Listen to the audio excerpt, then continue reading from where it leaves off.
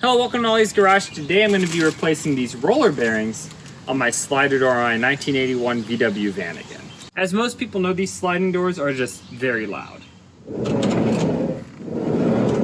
And I've already cleaned and greased a lot of these roller bearings and it just didn't fix it. This kit, however, is made out of a very hard plastic and I ordered it out of Germany. It's the only one that I could find, so I'll make sure to put a link in the description below.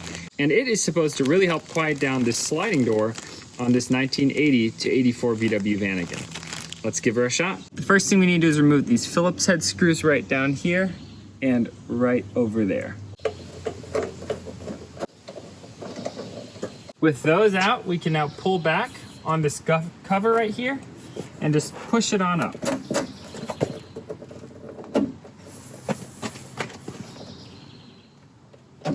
You might need a rubber mallet for this. I had this one recently off, so I'm able to just kind of squeeze it up.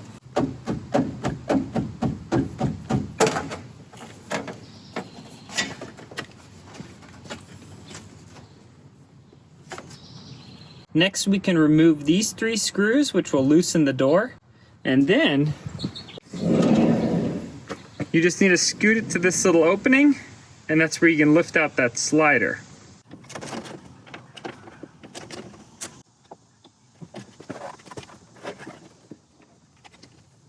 And this bottom roller just comes out right at the back here, just like that. To remove this latch, there are 3 screws.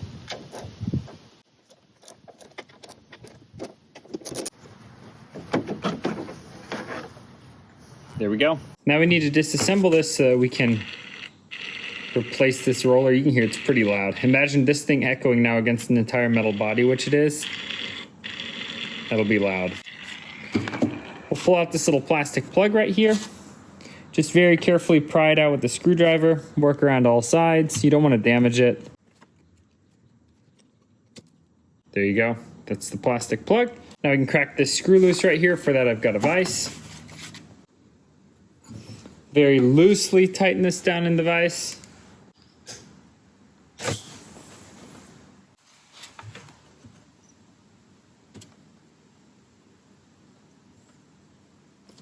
We now have to press this little piece off of this shaft. So what I did is I just got 2 old bearing races.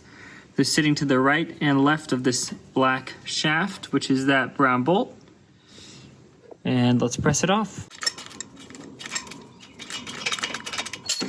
Here's another view. That went super well. You can see we already got it pressed off. We can slide it off. Take off this little piece. Kind of try to remember which way it goes on. So this catches underneath this top one. Probably wouldn't be a bad idea to mark this and the bolt as well. I've got a video, so I'm going to look back at that, but I'd probably mark it.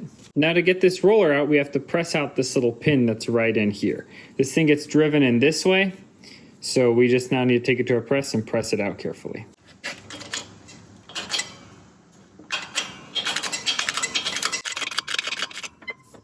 We don't want to go too far and enlarge in that hole.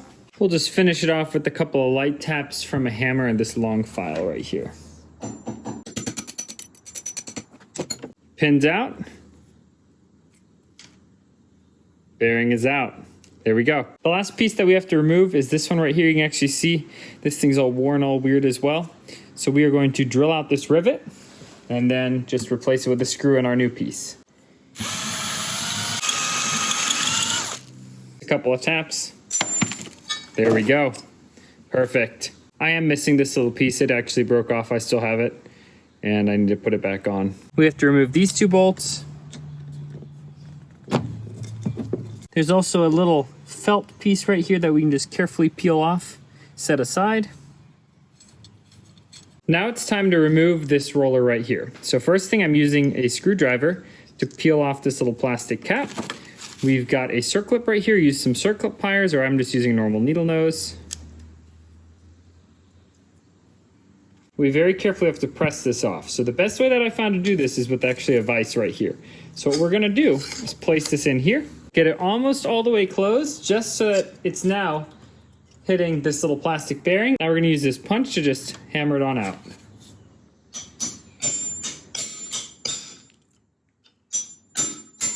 Okay, so this is the problem that I've actually been having with this plastic part, is that it always comes off of the bearing. So we got to rethink our plans. This method worked with the original part, but not now this aftermarket plastic one. I've got these two screwdrivers sitting underneath this bearing, which is in a vise. I'm gonna try to hit right in here on the metal piece and see if I can't get it to come out.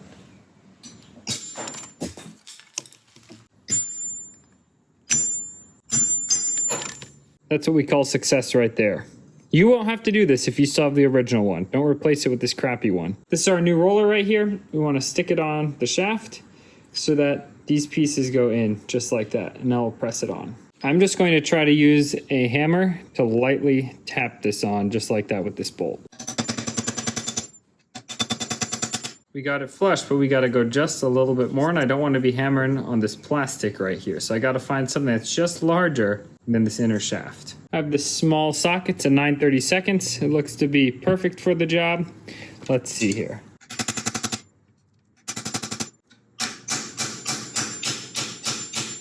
You can hear the sound change there. That means we seated it all the way.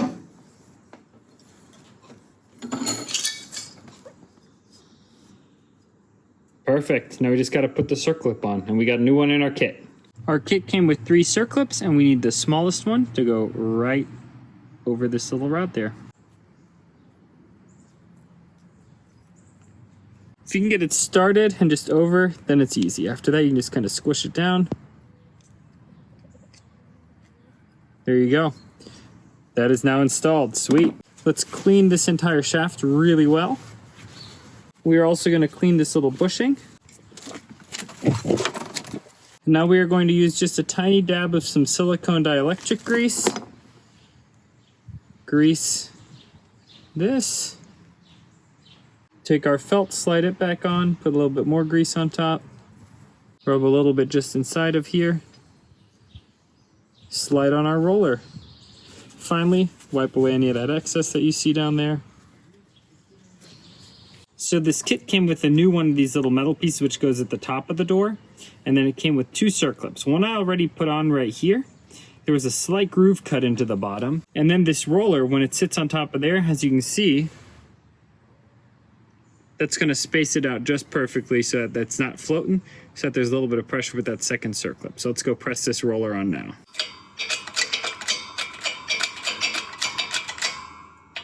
Okay, that's the end of that. Then I have this little roller right here, which just perfectly fits over that shaft. So we'll center it up.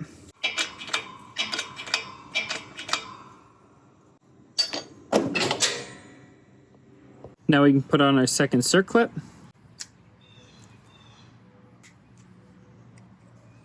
Perfect, let's install this on the door. On the door, we got to pull this little plastic cover off.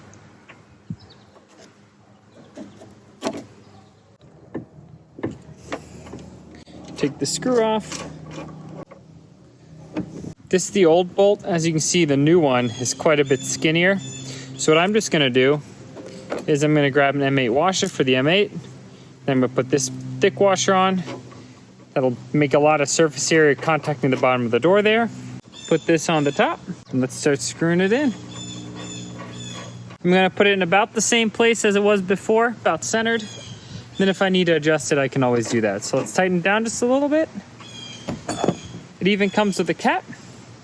I'm gonna put that on. If I need to take it off to adjust, it comes off really easily. I ended up reattaching this piece right here, and I just used these AlumaWeld rods. So I, at first, was a little hesitant when I bought these a while ago, but I used them to repair actually an AC condenser, and it's been holding up for, I don't know, at this point, 7 years. So I figured, well, we got to give it a shot, it'll work out. So that's how we repaired this. I don't quite know how to weld aluminum yet, but let's drive on. Before we install this roller, we are going to just put a tiny dab of oil onto this pin right here to really help it go in there. And then it doesn't corrode when it's pressed into here. And we'll put a tiny dab of oil inside this bearing as well. This roller is a pretty tight fit on this pin right here. So what we're going to do is this roller has this side right here where the bearing is pressed into, and this side with the circlip.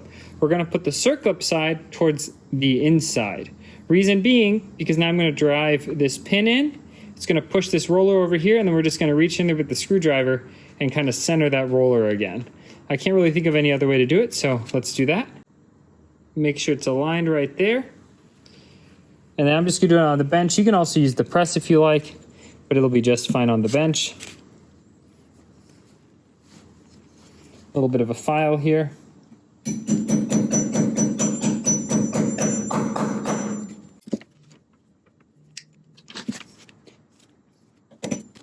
All right, we're getting close. We just got to go a little bit further. We'll finish it off with the press. You can see it's pressed up all the way against that. So let's just carefully push on over. See if we can't get it with our fingers. There we go. Already made a little bit of movement. Let's try it one more time. There we go. If you need a little bit of a screwdriver, you can very carefully lever on it. Just be very careful. We don't want to break anything. There we go. New roller is installed. Again, really pay attention to the way that circlip is because you're going to be pushing over this way. Otherwise, it'll pop that circlip out and you'll have to redo it. Ask me how I know. Just greasing this thing before we reassemble it. We grease this as well just a little bit.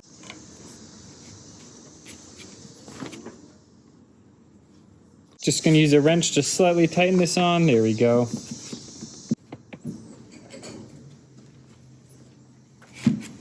Snugged it down. We don't need to go too crazy on it. I'm going to put a drop of oil in here just for good measure. And then we can put the little oil cap back on in. Just like that.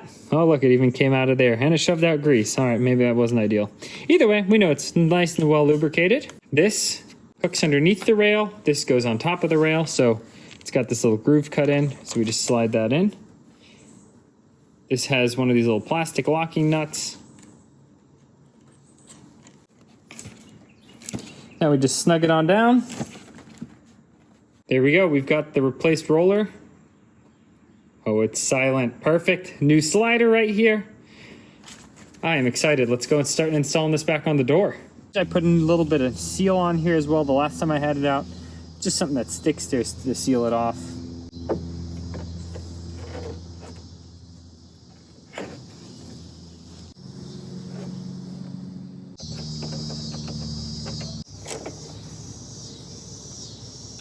All right, snug down. When we hang the door, we're gonna hang it right in here so that little lever can get underneath it.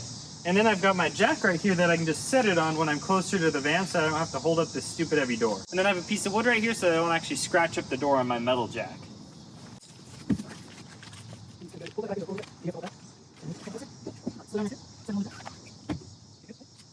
With the door and the jack, we're gonna jack it up until this roller is in that rail.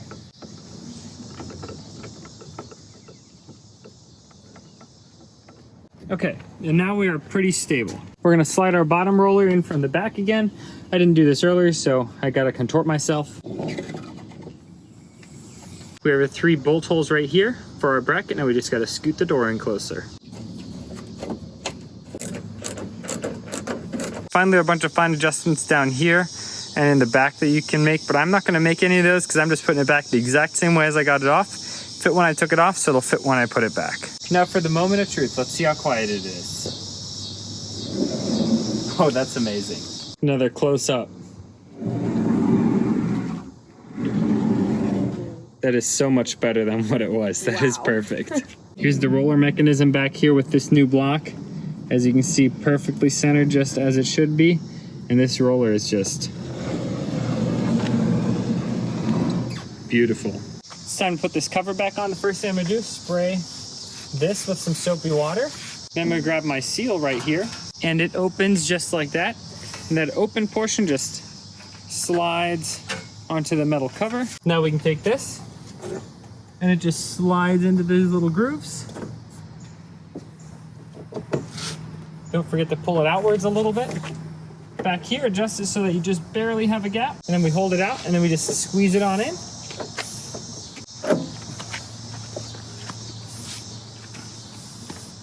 Finally, want to make sure that this screw hole aligns. As you can see, it doesn't quite align, so we got to knock this whole cover backwards a little bit with a rubber mallet. Just a couple of careful taps. We don't want to crack the paint like it's already been done. If you use the corner, that's the most sturdy spot.